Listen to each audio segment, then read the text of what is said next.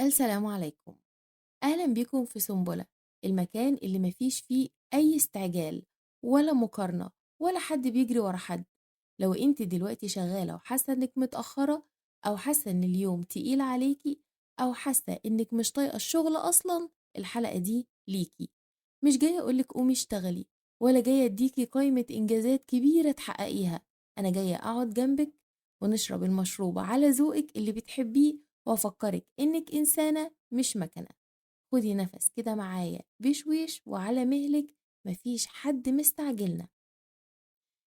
احنا اتعودنا ان القيمة في السرعة، اللي بيخلص اكتر بيكون اشطر، اللي بيشتغل اكتر بيكون انجح. بس محدش قالنا ان السرعة دي بتاكل الروح. في الشغل خصوصا للبنات، بنحاول نثبت نفسنا طول الوقت، بنخاف نطلب وقت زيادة، بنخاف نقول مش قادرة دلوقتي، بنخاف نبان ضعاف. فبنشد على نفسنا أكتر، وبنكمل وإحنا تعبانين وبنقول أهو يوم وهيعدي. بس الأيام دي بتعدي وإحنا بنستنزف. الشغل مش امتحان دائم، مش كل يوم لازم تثبتي إنك شاطرة، مش كل ساعة لازم يكون فيها إنتاج، مش كل فترة تعب معناها إنك فاشلة. في أيام الشغل فيها بيكون تقيل، الدماغ بتكون مش صافية، النفس بتكون مش حاضرة، وده طبيعي. الراحة مش عدو النجاح، الراحة جزء منه. والشغل اللي بيطلع وانتي هادية أصدق بكتير قوي من الشغل اللي بيطلع وانتي مضغوطة. المقارنة المقارنة دي بتكون العدو الهادي والأساسي في أي حاجة. وانتي شغالة، ممكن مش ممكن انتي أكيد هتفتحي سوشيال ميديا، وهتلاقي قدامك واحدة أنجزت حاجة، واحدة نجحت في حاجة كانت نفسها فيها وحققتها، وواحدة سابقة عنك بخطوة، وتنسي إنك مش عارفة لا قصتها ولا تعبها ولا توقيتها. كل واحدة فينا يا جميلة ليها سرعة مختلفة، في اللي بتجري، وفي اللي بتمشي، وفي اللي بتحب تقف تستريح شوية وتكمل، وكلهم بيوصلوا. بس كل واحدة بتوصل على طريقتها، على مهلك. يعني ايه أصلا كلمة على مهلك؟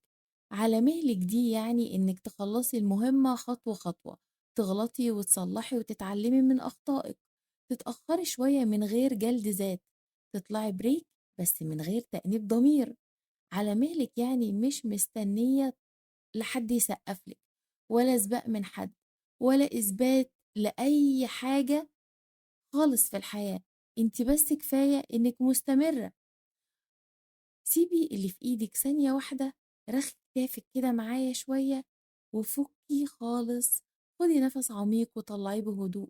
قولي اللي جواكي، قولي بكل صراحة أنا مش متأخرة، أنا بس ماشية على مهلي. في أوقات الشغل بيكون تقيل، مش علشان الشغل نفسه، علشان إحنا تعبانين. وقتها إحنا مش محتاجين دفعة، إحنا محتاجين رحمة. رحمة بنفسنا، بقدرتنا، بطاقتنا. مش لازم تكتبي تعبك، ولا لازم تكملي. انت بس بتقعي وبتتعلمي وبترجعي تكملي تاني. أحيانا أذكى قرار ممكن تاخديه إنك تهدي. عايزة أقولك حاجة، انت بس مش متأخرة، ولا أقل من غيرك، ولا أقل قيمة علشان سرعتك مختلفة. انت إنسانة بتتعلم وبتكبر وبتمشي على مهلها في طريقها اللي هي عايزاه، وعادي جدا تمشي على مهلك. قبل ما أسيبك، عايزة أسيبلك سؤال تقعدي تفكري فيه. ايه الحاجة اللي دايما بتستعجلي نفسك فيها ومحتاجة تعمليها على مهلك شوية علشان ترحمي نفسك مش أكتر؟ أنا هستنى إجابتك لو حبيتي تشاركيني بيها. بس افتكري، سنبلة دايما معاكي، مش بتجري خالص ولا بتضغطك، بس بتقولك امشي على مهلك.